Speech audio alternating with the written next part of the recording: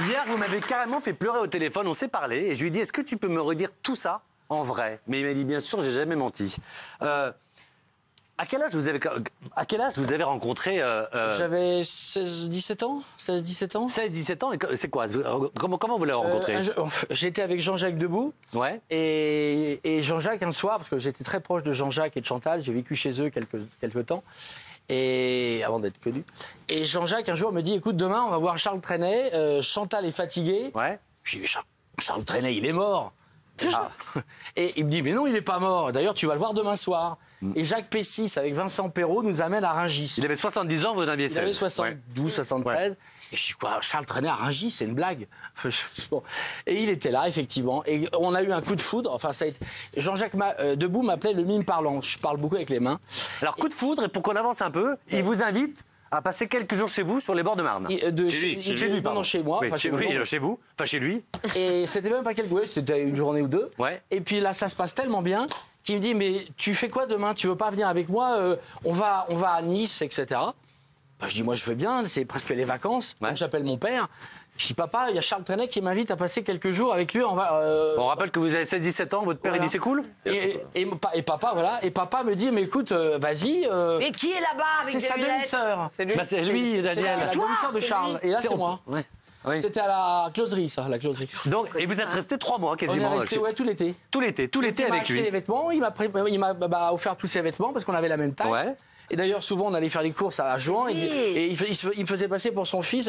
Il me disait, dépêche-toi, mon chéri, parce que maman nous attend. Oui, papa, il faut qu'on se dépêche. Alors on sait que c'était un génie, bien sûr, et que c'est une autre époque et qu'on ne la juge pas. Encore une fois, je déteste juger. C'était une autre époque. Et je vous ai posé la question au téléphone, vous m'avez répondu très honnêtement. Est-ce que vous avez couché ensemble? On n'a jamais couché ensemble, mais on a une liaison, on a essayé une fois. Voilà. Vous avez essayé? On a essayé, et au bout de 10 minutes, 5 minutes, on s'est mis à rire. Et on s'est pris dans les bras et on s'est embrassé. Il me dit, tu comprends, j'aurais tellement l'impression de faire un inceste, j'ai l'impression de coucher avec moi-même.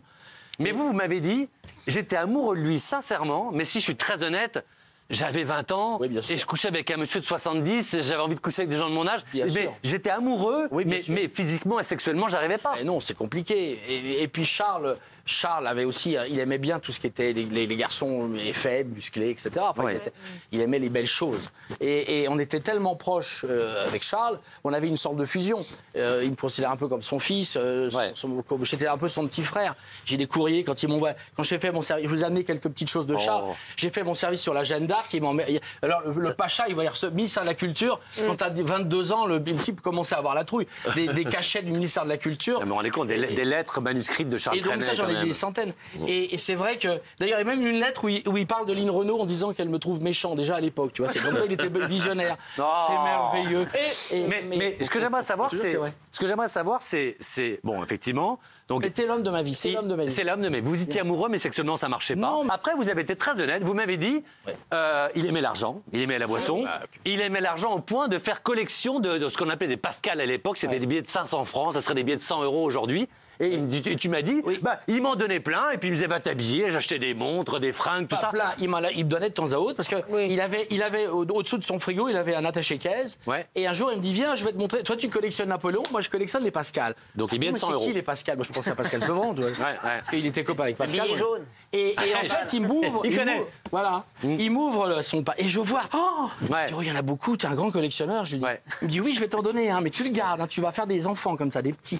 D'accord, Charles, etc. Et de temps à autre, il me donnait à Pascal, voilà. Comment il était? Parce que toi, tu as une personnalité très, très excentrique. On te voit quand tu arrives, comment tu es habillé, mais lui aussi. Donc, quelque part, il y avait deux stars. Et vivre dans l'ombre de ce type, comment il était dans la vie? Tu sais, moi, Charles, aujourd'hui, les gens se disent Chalençon, ici, Chalençon, on ne peut pas plaire à tout le monde, mais je m'en branle. Comme Charles. Et c'est vrai que quand on a 16 ou 17 ans et qu'on fréquente Charles Aznavour, Fred Mella, François Mitterrand. Fred Mella, ce sont les copains. Moi, j'ai fréquenté Patachou. C'est vrai que ça donne, ça forge quelqu'un. Mais Charles, moi, avec moi, on ne sait jamais. Tu me posais la question si on s'était engueulé. Je ne me suis jamais engueulé avec Charles. Charles, c'est la gentillesse. Non. Là où alors, je te dis peut-être toi pour vivre avec, Et tu l'aimes, ça se voit.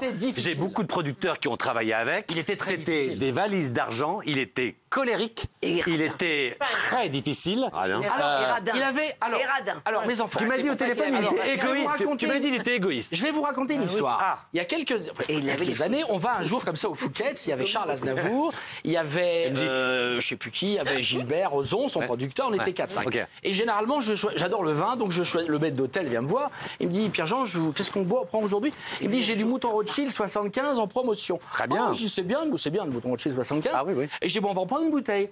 Et puis Charles Aznavour, mais c'est merveilleux. Charles, oh c'est bon. Et on commence à boire une bouteille, puis 2 bouteilles. Et à la fin, avec Charles, on arrivait à 2h, on finit à 22h, 23h. Oui. Bon, et Charles ne payait jamais. On lui disait, vous envoyez la facture et on paiera plus tard par retour, par chèque. Une semaine après, Georges, le secrétaire de Charles, m'appelle. Il dit, mon Dieu, mais qu'est-ce que tu as fait? Charles vient de recevoir la note du Fouquet's, il y en a pour 80 000 francs. 12 000 euros il y a 30 ans. Oui, ça ferait l'équivalent de 50 000 euros aujourd'hui. Voilà, ça ferait une grosse. Putain. Je dis oui, mais c'est pas de ma faute. Le maître d'hôtel, le maître d'hôtel a dit que c'était en promotion. J'ai pas demandé le prix, moi. Oh, puis après, je me suis dit, écoute, Charles, il avait beaucoup de sous sur son compte. Il va quand même. Alors j'ai été puni pendant 15 jours. J'avais plus le droit de choisir le. Oh, pauvre chéri. Alors, ce qui est étonnant, et là où j'aimerais vous dire Mais quand il même. était généreux. Là, il invitait 10-15 personnes à table. Là où Par contre, dans sa vie privée, où il était pas. Là où j'aimerais qu'on parle de toi en bien, parce que ça m'agace. J'ai souvent entendu Chalençon, c'était le michto de Charles Trenet, tout ça. Je vais vous dire quelque chose. Charles Trenet, c'est son chauffeur qui a hérité de tout.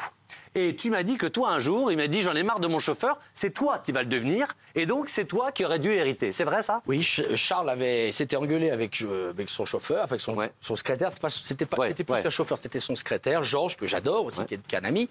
Et il s'était engueulé, et Georges a voulu partir, et il m'a dit, écoute, tu vas le remplacer, etc. Je lui ai dit, écoute, Charles, je suis ton ami, je ne travaillerai jamais pour toi. Moi, j'ai 22 ans, et donc j'ai rabiboché avec Georges, avec son chauffeur, son secrétaire, et ça s'est passé comme ça. Mais si j'avais eu cette malhonnêteté intellectuelle, j'aurais pu très bien devenir le chauffeur. J'ai jamais. Et donc hérité. Et oui, bien sûr. Hérité. Bah oui, bien sûr. Mais ce qui est étonnant, c'est pourquoi je vois Karl Lagerfeld qui met 30%. Pourquoi s'il y a eu cet tel amour, tu n'as hérité de rien? Il t'a même pas laissé une montre ou un billet. Georges nous a donné quelques petits présents, quelques merci petits tableaux, Georges. des choses comme ça.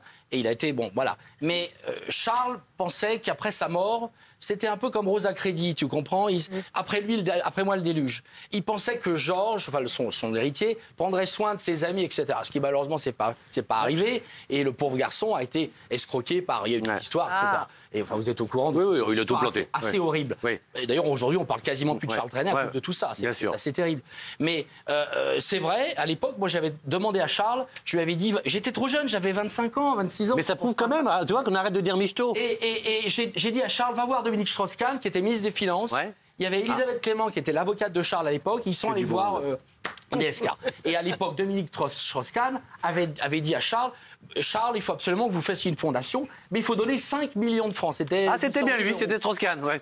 Voilà. Et Charles, en revenant, dit, oui, mon chou, tu comprends, ils veulent voler mes économies. Ouais. Oh, je ne donnerai rien. Alors moi, je ne vais rien dire. Je ne vais rien dire, tu vois. Pardon. Qu'est-ce que t'as là dans le truc?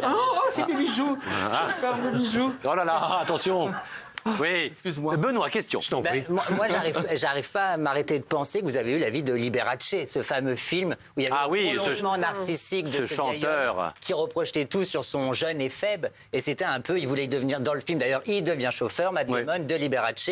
Et je pense qu'il y a un peu une certaine forme de perversion narcissique du prolongement de l'enfant qu'il n'est plus, qui voyait en vous. Benoît, attends, il a une oreillette, il y a un truc. Alors, Benoît... Et en plus, la phrase était en français. Benoît a raison. C'est fou ce que tu me dis là. Merci de me dire ça parce que c'est fou ce que Charles s'est reporté sur beaucoup de choses. Bien sûr. Mais dans les looks, ce qui nous a liés beaucoup avec Charles, c'était que mes parents étaient divorcés et lui, ses parents s'étaient divorcés dans les années 20. C'était très tôt à l'époque. Et l'homme, maman pourra te le dire. Ah, bien sûr.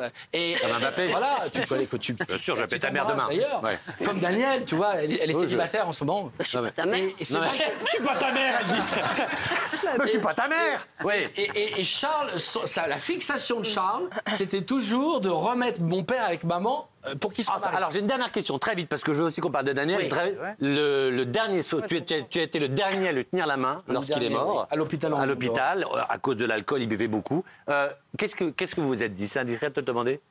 On s'est rien dit parce que le pauvre, on devait déjeuner avec Jean-Jacques Debout et Chantal Goya le samedi. Il a eu cette attaque cérébrale. Il a été envoyé directement à l'hôpital Henri Mondor et je suis allé voir Charles le dimanche. Oui. Et quand je suis arrivé, il était dans le coma. D'accord. Il était beau et enfin il était reposé, etc. Je lui ai pris la main. C'est assez impressionnant. Je lui ai pris la main et voilà. Et puis je lui ai dit que je l'aimais. Et c'est vrai qu'à ce moment-là, excusez-moi. C'est toujours un moment parce que j'aimais tellement cet homme. Et je me suis dit, Charles, je n'ai pas peur de mourir et nous nous reverrons un jour ou l'autre. Voilà. Et tu sais pourquoi je t'aime beaucoup? Parce que ça va me faire pleurer moi aussi. Quand j'entends tous ces cons qui disent c'était un michto et machin, il n'a pas pris 1 euro. Ah oui. Tu étais vraiment amoureux. Tu l'admires. Quand tu me parles de lui, tu es ému. Je suis content qu'on rétablisse la vérité.